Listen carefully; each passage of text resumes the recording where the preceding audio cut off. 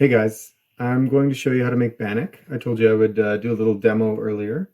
I've actually made two different kinds of bannock. I'm going to do one in a frying pan, sort of a crispy fried bannock. It's sometimes called fry bread. And I'm going to do one on the campfire. This one I just changed the dough a little bit so that it can go on a stick and then get baked over the fire. I'll show you right now. This is what they look like. Oop. So one of them is just the plain one, the recipe I gave you. The other one I've added cinnamon and sugar to. It's probably about 3 tablespoons of sugar, and I also added a bunch of chopped dried fruit. I know some of you probably aren't super keen on that idea, but you could use, like, I suppose, chocolate chips. The trouble with chocolate chips is they can sometimes burn on a campfire. The dried fruit works really well. So I've got this batch, the plain batch, to work with. What I'm going to do is divide it into pieces. And in the recipe, it said 3 cups of flour, or 2.5 to 3 cups of flour. For this recipe, I definitely didn't use more than 2.5 cups. That was plenty, and it came out like super soft. You can see this dough is really easy to work with. So what I'm going to do now is just flatten them into like little donuts. They should be like a flat donut with a hole in the center. The hole in the center helps to make them cook better and cook more evenly. Another thing you can do here is you can coat your hands in butter, or actually shortening works the best. I don't have that out here. I'm at the cabin, so I'm going to use oil. And this is definitely like the ideal cabin recipe. You can do lots with it. It's fun to make on the fire. So that's kind of cool. So I'm just making them into these flat shapes like this. And some people actually like fold them over a few times with some shortening. Helps to make them kind of flaky, which works quite well. There's 2. So this recipe, I think, will make 8 pieces of dough. So you could do a smaller batch, but if you have, say, 4 people in the house, this is probably about right. So I'm just going to stretch these out. And while I'm here, and while my hands are all mucky, I am going to just turn the other one into ropes.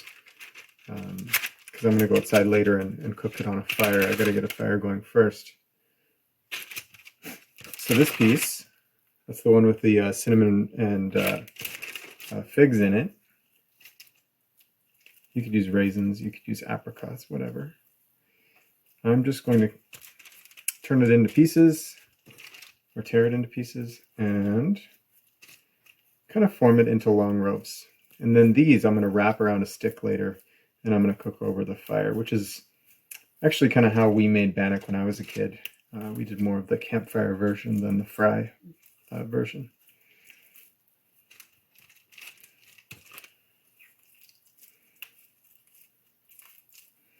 And you can roll it, but you don't really have to. You can just kind of squeeze it.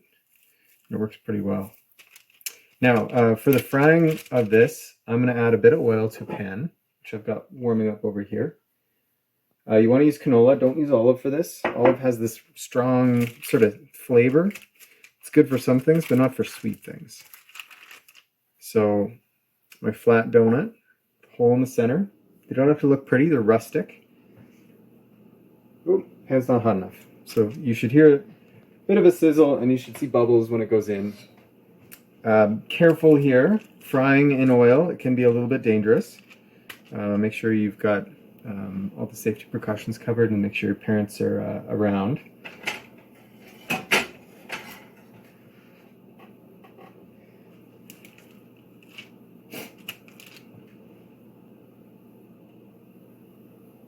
Almost there.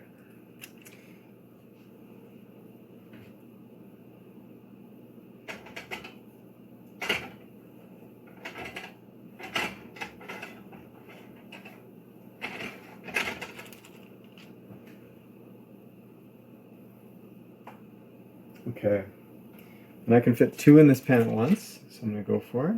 I'll just make them a little bit longer and thinner. Okay, and I'm going to fast forward. I'm going to stop the video because this is going to take a few minutes, and I'll come back and turn it on when these are done. But just hang tight. So these are them frying. You really got to watch your heat control. I've been kind of putting mine up and down a little bit as it goes, just to make sure that they brown evenly, but they don't burn. I just turned it up, and these are cooking really quickly, so I need to add a little bit more oil and just cool them down. And this is the fastest way to cool down a pan, because the coil is going to have a lot of heat in it, but if you need it to cool down, you just pull it right off the heat. But be so careful. One, this is really hot. Two, if you leave this pan with oil in it unattended for a few minutes, that is actually the #1 cause of house fires, is unattended oil in the kitchen. So be really careful while you're doing this. And then after they've fried a bit, I'm putting them on a paper towel on a plate on the side. So that way the extra grease kind of comes off them a bit. So I'll take a sample of these. I'm going to put some jam on them. That's really good. Cinnamon sugar right after they've cooked is good. You can also do savory. Some people do like Bannock tacos, which are fun. So those are your options on the fried bread. Next up, I'm going to show you how to do this on a campfire in a few minutes. Okay guys, here we are outside. It's a little bit breezy, so I apologize if you hear and you can't make out what I'm saying. But it also got pretty late, so it's awfully dark. So you'll kind of see what I'm doing here. But I guess I'll be able to talk you through it as well. So I've got a fire going. And this is sort of one of those chimenea things that keeps it contained. Because it's breezy, it's kind of safer this way. The wind doesn't affect it quite so much. In terms of safety as well, please, if you're contemplating making fire pit Bannock, please make sure your parents are there and you've got all the safety measures covered. Next to me is a big bucket of water, and it has been raining here, so the ground's nice and wet, so it's not a bad time to have a fire. So I've got my Bannock and I've got a stick here, and I'll show you. You can see here I've got a stick with 2 prongs. This works pretty well. This way I'm going to wrap it around it so it doesn't fall off. So I'll keep talking while I do that. I might have to put the phone down for a sec. So I've kind of flattened the Bannock strips out. You don't want them too thick because they're going to take forever to cook. So keep them nice and thin. I'm wrapping them on the stick.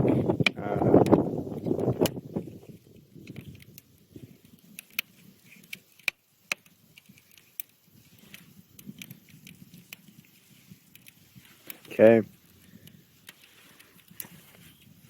So that's my Bannock. You guys can see it there. So it's wrapped around, and because it's on the Y shape, it shouldn't come undone. Now, when you're cooking on a fire, it's really important that you, like this has got a little bit of flame left. It's got a lot of coals over here, and really that's where you want to do your cooking. It's much hotter, there's a lot more radiant heat there. You're going to flip a few of these over. And this actually takes a little while, like unlike your marshmallows, which are going to take like minutes.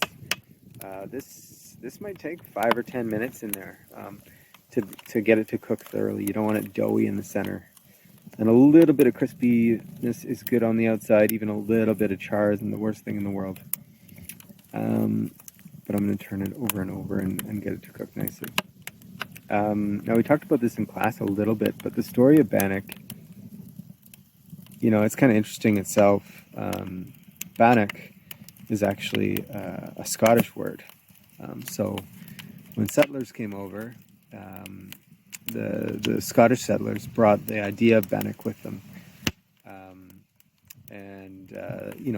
Certainly there was some sharing of ideas and sharing of recipes between settlers and fur traders and indigenous peoples.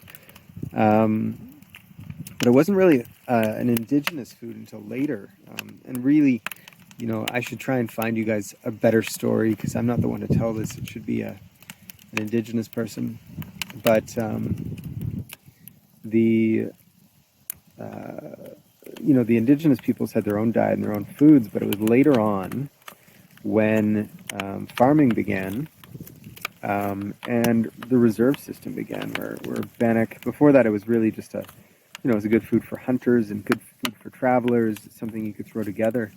But it was later on when indigenous peoples moved on reserves, they were given flour rations and sugar and lard rations, which weren't native foods. And that's where they really started preparing bannock more often. And later on, when there were some really rough times for Canadian native peoples, it was a means to survival to make something like bannock. And so it is a really simple food, and for that reason, when you're around a campfire, it's it's a really simple, easy thing to make. And if you talk to indigenous people too, like for them, this is sort of soul food. It's something that's become part of their identity and who they are, and it's really important to them. But I'm sure they'll be able to tell you like 7 different ways to make it and 3 different recipes, and you could get a lot of information. I'll see if I can find you a better source. So I'm just turning this over and over. I'm trying to get it like fairly close to the coals, but without burning it. Now, in the interest of keeping this video not too long, I'm just going to switch this off, and when it's just about done, I'm going to make another quick video. Okay, so it got really dark outside and you couldn't see anything, so I thought I'd come back in and just show you what the bannock looks like when it's done. My dog keeps trying to grab the stick from the cooking stick, and it's super annoying. But it looks like this. I honestly would have liked a little bit more color on that, but it was really dark and I couldn't see. But it's super tasty. It's kind of smoky. It tastes like campfire, as well as cinnamon sugar and dried fruit. And after it's done, you can roll it in the cinnamon sugar.